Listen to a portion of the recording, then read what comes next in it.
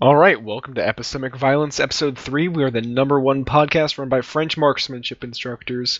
We're a podcast covering current events, tech, and more, all with a libertarian take on things. I'm your host, Satan, and tonight with me is... Crinton? Pierre. All right, so on politics, we'll have the French sniper's negligent discharge, the fake Jewish community center threats, and base stickman. Very based stickman. Does anyone have a preference as to which of these we'd like to take first? Just go Take in it from the order. top. Yeah. All right, so the French sniper fuck up. Right. That was pretty great. On February 28th, there's a press conference held in France. The president was talking about something about like trains, not really important.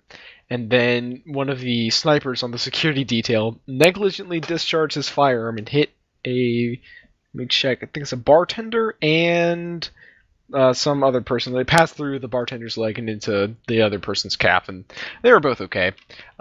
It's kind of funny. The BBC article says, let me find the exact verbiage. They blame it on the sniper not having... Yeah, one local report said the safety catch on the sniper's weapon had been unlocked, allowing the gun to be discharged accidentally. Yeah, because safety, you should be relying on a safety to not shoot people.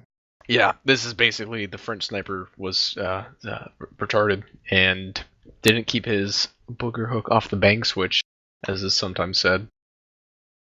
I just think it's funny that Francois Hollande just like looks over at it and it's just like, oh, another one.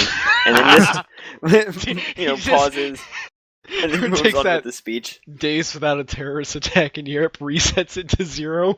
Right. Oh, false alarm. Yeah, Didn't no, he shoot he, through a tent or something, and then there's happened to be people behind it? Yeah, I think he discharged into a tent or something, and he hit like a bartender. And he, from the sound of it in the video, and the fact that both people were, not dead and recovered pretty well, I think he just had like a MP5 or something like that. And just, Yeah, I've seen the French use MP5s for long range stuff before, so... Well, this Well, looks like it was in a like some sort of enclosed environment, like a press room, so you probably wouldn't need a super crazy distance rifle. What's MP5? What was that chambered in? 9mm? 9mm. Oh, I'm surprised it even went through the tent. They they experimented with 45, but like I highly doubt they're using that, right? Well, if I don't 45, think they would have the killed French everyone use- in the tent. You're thinking 45 rat shot. That would have obliterated the entire nation of France. It would have severed the Iberian Peninsula. Yeah, so that's just a fun, I guess, cultural difference between the US and Europe, and our gun culture is very much reliant on following the 4 rules and keeping your finger off the trigger until you're ready to fire, and theirs is, fuck it! Don't even like rely on the trigger guard. Just like keep your fingers like completely aligned with the barrel and like whole action of everything. Like I hate safeties with a passion. Like I've been cucked by a safety so many times. Going to shoot a bird or something. I have this 410 that it's really hard to tell. Like there's no coloring on what side is safe or not. So just like go to shoot and then no, I hate them. It's really hard to not take it in a certain direction when you've got a small bore shotgun and talk about getting cucked and shooting birds. that's why I refuse to drop to like a 22. Alright, I think that about covers that. Basically, frogs are stupid. Alright, moving on. I think it was probably Pierre that added the fake Jewish community center threats. Yes. You want to take the lead on that one? Yeah. So what the media was in a frenzy about Trump inciting violence against these Jewish community centers where someone was calling in threats to them. Turns out it was a black anti-Trump Muslim, a recent convert. The best part of the story is that he used to work for a leftist publication, The Intercept. They fired him about a month before he did this. But yeah, the news blamed Trump for this for months, well, at least a month. And then I never heard any apology. Even The Intercept, they released a very small statement, and that's about it. They didn't do another story on it. They were just like, oh, we found out that this guy was one of our ex-reporters, and We fired him because he was making up sources. Yeah, he was making up sources and misquoting people, fabricating like whole truths. Yeah, it's just obviously he's completely the opposite profile you would think for something like this. But also, I think just as a quick side note, I would also, and Pierre, I don't know how you would feel about this, but would you just consider them to be like super left, like left lib, like ultra left lib? So at least they have some preservation for like restricting power. But Glenn Greenwald, didn't he say that he's Glenn Greenwald is the owner of it, or the main dude behind it? Right. And isn't he like a libertarian, kind of like a lefty kinda, libertarian? Yeah, exactly. That's why I kind of consider the rest. I mean, granted, they have a lot of diverse people at this point in the game where they've been out for a couple of years. Like they've got people from all over the world contributing, so I can't speak for them. But there are a lot. There are a lot of really butthurt articles that get posted on there. Without a doubt, I can't deny that for sure. But yeah, fair enough. So yeah, it's just, I don't know, it's just kind of like a mix of shit lib and like decent liberals. Either way, it's a good source to read, I think, to get like an opposing opinion instead of just reading like Poll and Drudge. Agreed. I get all my news from Poll. I don't know what you're talking about. Yeah, it just, I think it's funny that they tried to blame, and the big thing about that happened was Trump said that he thinks it's the opposite that's happening, that people are making these threats to make him look bad. And he got so much shit from the media for saying that. But that's literally what happened. He was right again. I've actually got something about that regarding the Obama wiretaps. I don't know if we want to bring that up now. If you've got more to talk about in this respect, or might as well. No, that's pretty much it. It's just that media was wrong, didn't do anything about it. I'm gonna copy paste. They buried the whole the whole idea that this is like a growing epidemic, like instantly once this broke, and like it broke for a few hours and then got immediately redacted. It was interesting to see that. All right, yeah, this huge block of text in the notes is just so I can glance at it and keep my pace. So basically, I read a actually pretty interesting point on Reddit. I know, rare occurrence, but they were talking about the Trump claiming that Obama wiretapped him during his campaign, and the poster made the point that Trump doesn't actually need to be right because it's the lie that the left wants to hear, that they desperately want to believe it's true, because Obama massively expanded the surveillance state under his administration. He spied on Angela Merkel. He probably spied on several other close allies. So he did. Why would he not spy on an opposition candidate during the election? Right? That's a very small leap to believe that an administration who expanded the surveillance state so much would then go and spy on his political opposition. Yeah, you're not wrong. I saw a good point on that, in how it's kind of the equivalent of the Russia allegations, except actually better, because this has more truth to it than any of the Russia shit does. But it's just an unsubstantiated claim that he's making, in the same way that the liberals made claims that he has ties to Russia.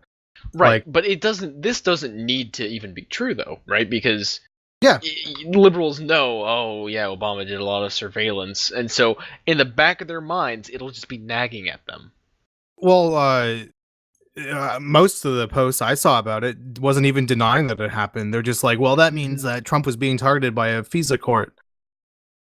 He was doing something bad to do that. Yeah.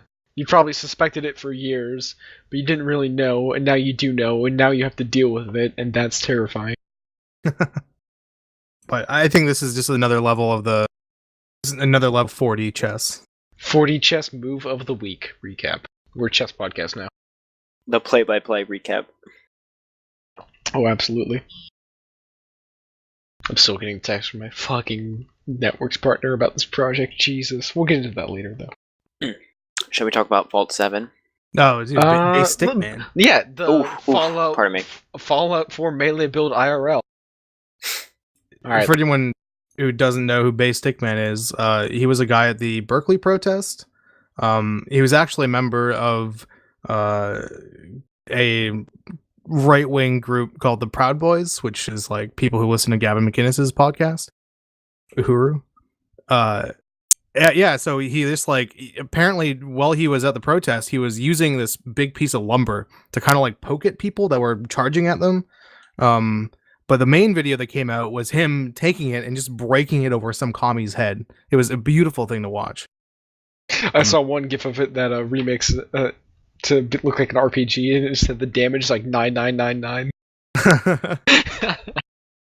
I just think it's great though that Antifa goes out and claims they're going to use all these black bloc tactics, and then when people fight back, they cry as they're fighting people. They punch someone in the face and then say, "Oh my god, I'm a victim." I like how in episode 0 and 1, etc., we talked about Trumpian legionaries. I think it's actually just a matter of time until we start seeing Trumpian testudo formations on college campuses. A phalanx or phalanx with yes, those that America shield. That was great. That would be great. Oh, dude, that'd be a sight to see. He got arrested and then released like a couple days afterwards. Yeah. Yeah, there's actually a funding campaign on WeSearcher. I think the last time I checked, it had like $66,000, which he's probably going to need. If it was an Antifa member who got arrested, they'd already be out, or they probably wouldn't even have charges pressed against them if the inauguration day riots were an indication, because I don't think any of those people are getting in serious trouble. But since this guy I thought I heard something about the inauguration rioters getting like 200 or something of them got arrested and they're getting charged. I heard that they're felony rioting or something. I heard that they got arrested, but I also heard just today that they were not being prosecuted, most of them. Yeah, I don't know if that's true, but it was from a decently reputable source, so I don't know. Yeah, so this guy's going to need that money for, bail I think was $5,000. He already has that, but the legal defense is going to be pretty tough. They're going to throw the book at this guy. I think he got charged with 5 felonies. Jesus fuck. Yeah, it blows my mind. Defending yourself or like other people who were being attacked without provocation. The people that were around the Antifa protesters were violent people. They had knives on them, and cops were going around confiscating their knives. This guy had a stick. Like, old man gets pepper sprayed in the face, but this guy is apparently the guy who needs to have the book thrown at him. Like, what the fuck? Yeah, and he gets tracked down. They go after him, and none of the other. It really pisses me off. I don't know how cops can do that. To be honest, probably. Well, it was at Berkeley. That's why they're not on our side. The base stickman was at Berkeley. Yeah. Yeah.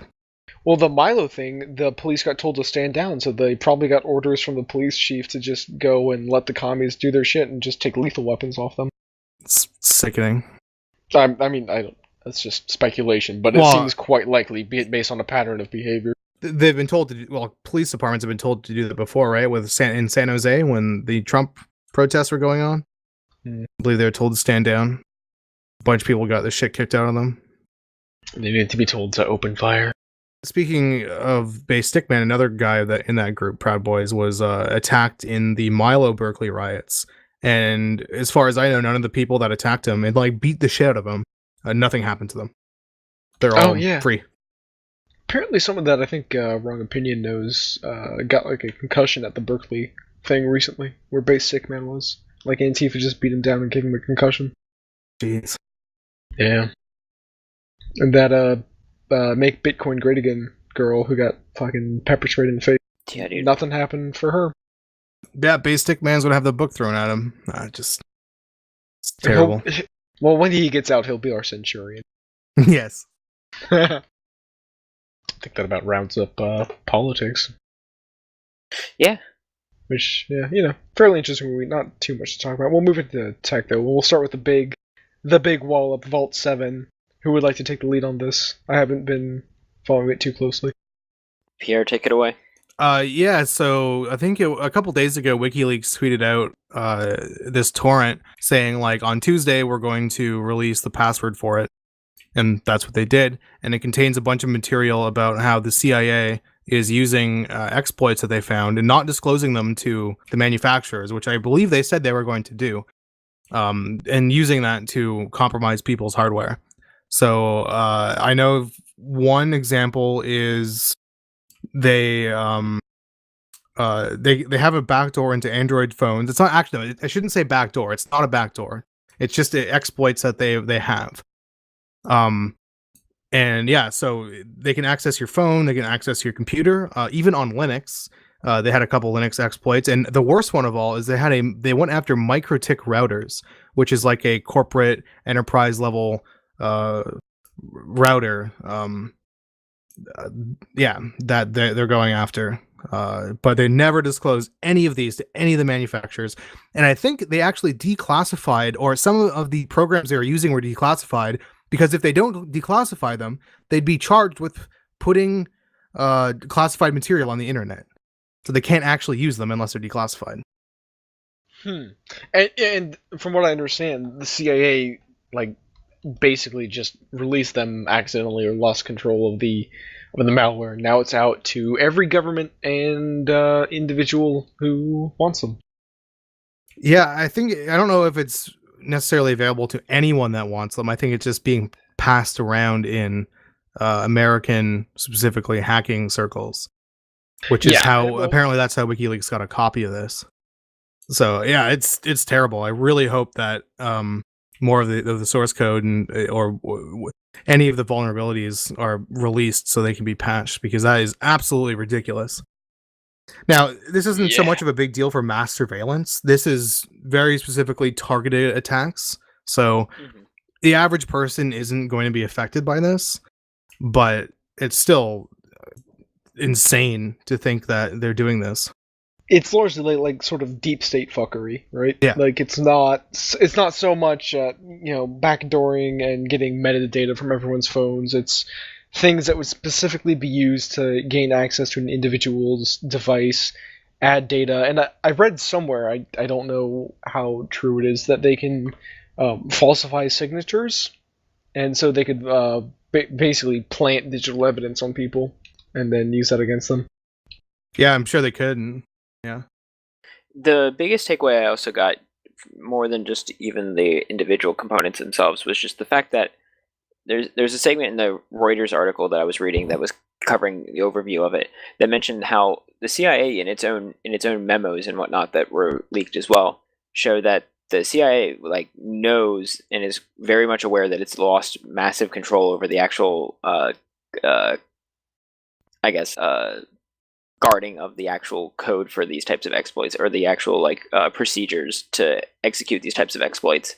And so a lot of these high level executions and things that they've weaponized, especially with the 0-day exploits, these things are leaking into other nations and leaking into organized crime and hacking groups and whatnot. Yeah. Which may or may not be a good thing, depending on who just happens to be the target. I saw a comment that was the only thing that can stop a bad guy with a 0-day exploit is a good guy with a 0-day exploit.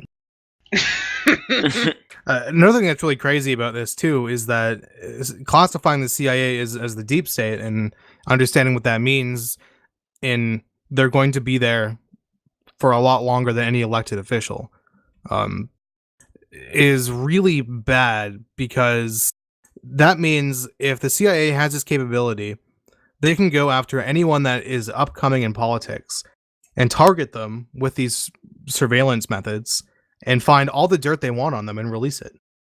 But Obama wiretapping Trump's phones is totally preposterous. Yeah, well, but here's the thing, is that if that was actually true, they could start, the CIA could basically dictate who can run for office, because they'll just release dirt on anyone they don't like.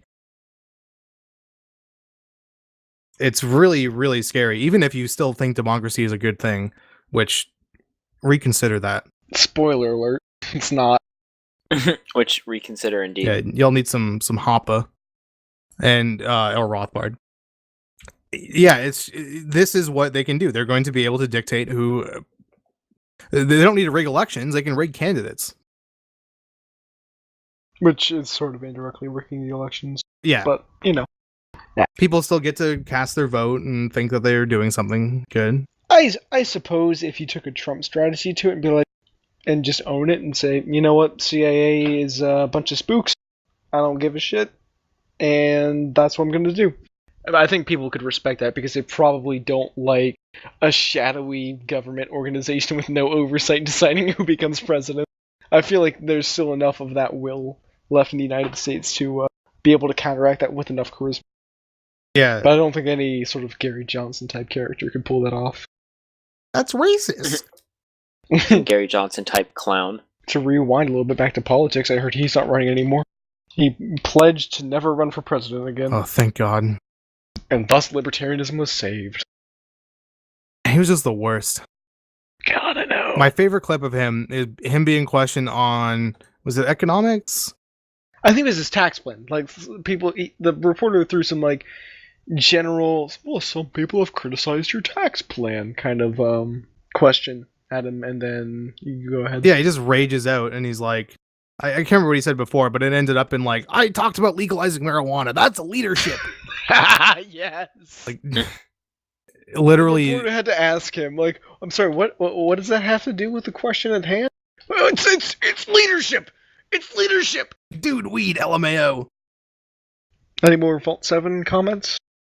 There's a couple things that haven't really been proven. I think some of the images that were in Vault 7 were then posted on a Brony image board. It might have been the Brony board on 4chan. And the guy was using a trip code which had his last name in it. And there was a CIA operative who I think was also mentioned in these documents that has the same last name as the trip code. And that picture was also posted on this Brony board. So CIA could very well be a bunch of bronies browsing 4chan. A bunch of shitposting bronies are actually the spooks deciding election. And what? I believe it. I used to lurk Something Awful quite a bit and played EVE Online with Goonswarm. And one of the main diplomats there was he was worked for an embassy or in international relations. And there was tons of people that worked for international relations in Something Awful. So I don't know how much you want to say about it, but do you want to talk about what happened to that one guy? Yeah, I get. Like, is that public knowledge, basically? Oh, yeah. No, okay. Yeah, Vile Rat, who was he was Goonswarm's main, I don't even remember. He was a diplomat, in-game diplomat. Goonswarm is one of the major alliances or corporations in EVE Online. Yeah, it's one of the major alliances.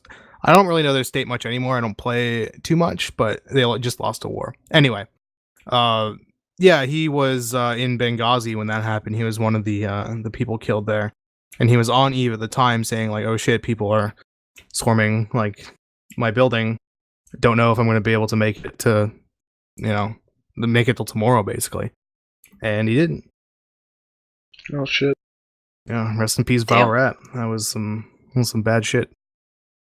On that note, do we want to move over to the MMU side channel attack? Yeah, sure. Although compared to Vault 7, this seems like kind of. Well, this is it's Vault 7 kind of stole the thunder of this discovery.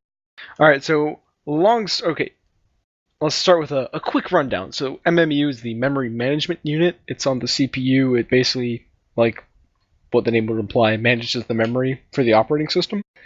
And one of the security techniques that has been coming into prominence recently is called address space layout randomization. What that basically does is it randomly arranges the address space in memory so that executable portions of the operating system, like heaps, stacks, libraries, etc., are harder to find and not centralized for an attacker to exploit. And what this does is essentially it leverages JavaScript in a browser. Of course. And it, not to get super low level because I don't understand the technical details, it basically wham-jangles the cache, because the same cache is used by the MMU's page tables as a program's data. And it can use that to basically break the address space layout randomization, and then you can more efficiently execute things like buffer overflows and whatnot for escalation of privilege. Because cache is the thing that frequently done tasks get loaded into in the CPU, right? Yeah, I'm pretty sure about that. Not 100%. I passed my operating systems class, but so essentially it's a relatively new technique, but essentially every modern CPU uses it, so they're all vulnerable for this. It's not cataclysmic. It basically just sets us back a little bit. I mean, Intel CPUs already have the other. I can't really remember how this exploit works, but it's something to do with LAN access for remote viewing. So yeah.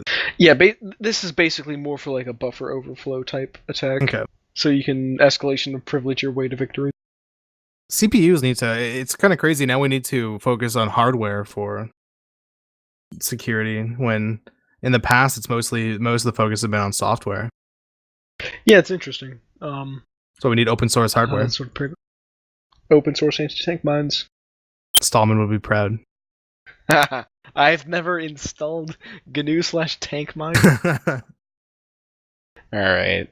That's anyone have questions, comments, concerns about that? How many years into a GNU/left-handed ball pup? Once Herd gets completed. When Wayland's finished. Oh. You know, Fedora is shipping with Wayland now. Oh yeah, no, you're right. It works pretty well. Too bad Fedora sucks. Oops. By the way, for anyone, just today, which is what is today? Today is March 7th, 2017, 2 days after Stalin died 50 years ago, I think, or maybe 54, whatever. Basically half a decade, or half a century. What a great time. Yeah. Speaking of Stallman and Fedora and just Linux in general, a really great show or talk was released today by Brian Lunduke. He does a talk every year called Linux Sucks, and the new one is out today. I haven't watched it yet, but the last ones, I highly recommend watching them if you like Linux. They're really funny, informative, and give a good reason why Linux sucks, but in a good way. Good shit. Alright, I think that about covers that. Alright, these last couple topics should be pretty short. So we've got Minilock, which I heard about on the podcast. We talked about PGP on a previous podcast, and how it's a pain in the ass to use, and that's why it has such low adoption rates and thus isn't really that good of an encryption tool, because it's just hard as fuck to use. So Minilock, basically, what it does is, how you use it is you install it. It's a Chrome-based web app, so any Chrome-based browser can use it. So it works on Chrome, Chromium, Vivaldi. I've tested it on Chrome and Vivaldi myself, and that works. And what you do is to sign up for it, you just put in your email and a passphrase. You can have it generate a passphrase for you that'll be sufficiently long, and then it will generate a unique ID for you, which is basically your public key, and the passphrase is your private key. You give your unique ID to anyone, they can use it. You simply just drag and drop files into the app, or select it by browsing your file system. And it's really super easy, straightforward. I used it a couple times to just send a random bullshit message to myself, encrypt it and decrypt it, and had no problems with it. I don't know how much you know about this, but are the keys stored on your computer, or is it stored on their servers? That I don't know about. Let me check the link here, because they've had security audits on them. It's open source then? I think so. Better not be proprietary pig disgusting. I'm pretty sure it's not. Not open source. It's audited, peer reviewed. I fucking didn't check for that. No, it is open source. Okay, well that's good. Yep. But is it free software? Yeah, you don't have to pay for it. There's no ads. But yeah, super easy to use. Doesn't require any key signing parties or anything like that. I'll check it out. Yeah. You're still compromised from the Vault 7 leaks, though, because they can access your hardware and access things before things are encrypted, which is really scary. Yeah, I think the best security audit to do for that is to detonate a nuke under the Pentagon. That's just a meme. All right, so moving on. I'll talk about the Black Internet first. That's just a short, fun topic. So I was talking with my Arma group before we started our weekly game, and one of the Swedes was bitching about, I think it was something about being able to access a certain web page, and I kept yelling about Tor in the chat when there were like 20 people in the TeamSpeak. And he says to me, "No, I don't want to go and use the Black Internet." Instead of like dark web. It sounds like great. The dark net. Just the Black Internet. It's the internet comprised entirely of black metal music videos and black people Twitter. merely connecting to it just changes your entire theme to dark. That would actually be pretty great. That's good. All right, and I can rant about my CS partner if we want to do that for time. Yeah. All right. So there, you go ahead, Quentin. No, I was just gonna say, do we want to stretch for time, or we're at half an hour, so we could go for a little bit longer. Okay. Yeah. I think politics was a little short this week. Yeah, fair. Okay, so in my networking class, we had a project, basically build a client server set up with Java and using sockets. Pretty straightforward, right? Connect to the server, run a couple commands, make sure the server is multi-threaded. Not that hard. So the professor tells us, all right, you can work in groups. I say, all right, I'll roll the dice on getting a decent partner, so I partner with this guy. And I say, we plan it out. I say, I can take the multi-threading. That's fine. I don't mind the challenge. You'll take the client commands and having the server execute them. And I say to him, so you don't mind using Git, right, to manage the project, so that way we can be updating the repo constantly and, staying up to date with each other. He says, yeah, no, that's fine. So a couple days go by. I get the server multi-threaded. I've been committing changes to the repo, all happy and shit. And I text him. I'm like, hey, you haven't committed any changes to the repo. He's like, oh, I've been really busy all weekend. I'm like, all right, that's not a good sign, but maybe he actually was busy. And then yesterday, I talked to him. I was like, hey man, can you just commit whatever changes you have to the repo and I'll just work with that? He says, it's been like a couple years since I used Git. I don't really know what I'm doing. Oh, jeez. I was like, God damn it, dude. Just Google it.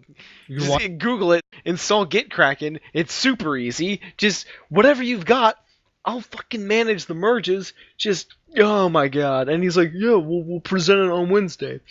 This fucking night, he emails me. He's like, he tells me like, oh yeah, I don't know. I'm like, all right, whatever. Just email me what you have. I'll just fucking manually add it in. I don't want to deal with your bullshit. I didn't say that to him because I wanted to actually get shit done. And he emails me one file. He emails me just the client. I'm like, okay, where's the server? Because the server actually has to execute the commands and send the information back to the client. Right? Because that would be the point of a networks assignment, to have the server do something and then send information back to the client. And he's like, I thought you were heading the multi-threading. I'm like, you dumb cunt. What the fuck did you think the server was supposed to do? Has some shit, man. Oh my God. Did you end up getting it done? Wait, what day is today? Oh, today's Tuesday. Today's Tuesday. I don't really have to have it done until Friday.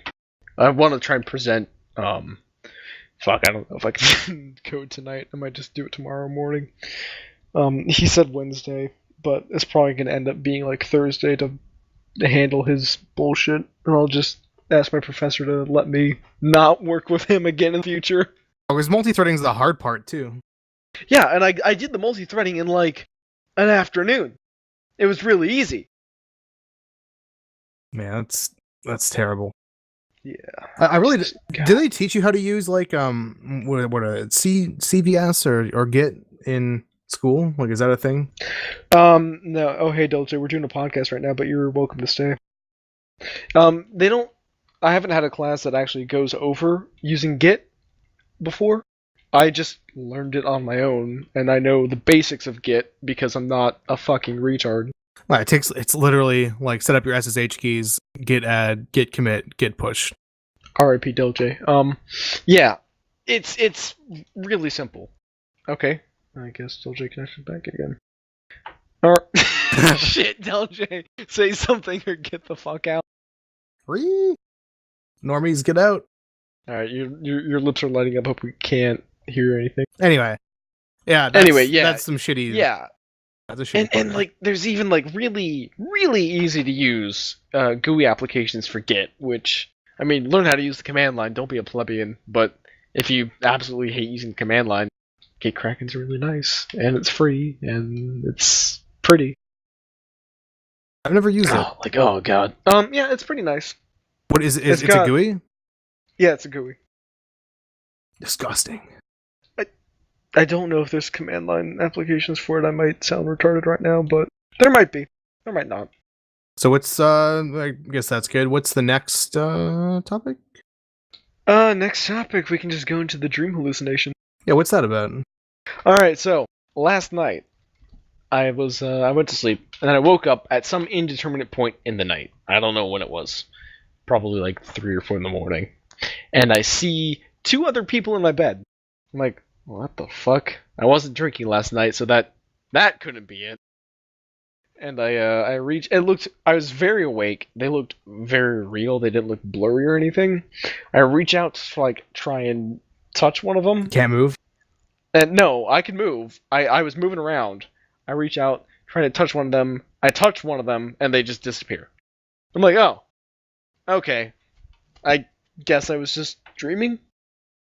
That's weird, because if you couldn't move, it would be sleep paralysis, which is super scary. Yeah, I've heard about sleep paralysis, and I get how this would sound like sleep paralysis, but this was more, I just saw, like, some chick in my bed. I'm like, alright, well, that doesn't make any sense. Could have just been actually dreaming. No, I think I was, because in the past I've tried to, like, lucid dream. I've tried several techniques. They didn't work for me, but basically what would happen is I would see a person in my bed. Like, I would wake up and be half dreaming, and I would reach out, try to touch the person, be like, is this real? Or is this a very convincing dream? And then they would just disappear. It's really weird.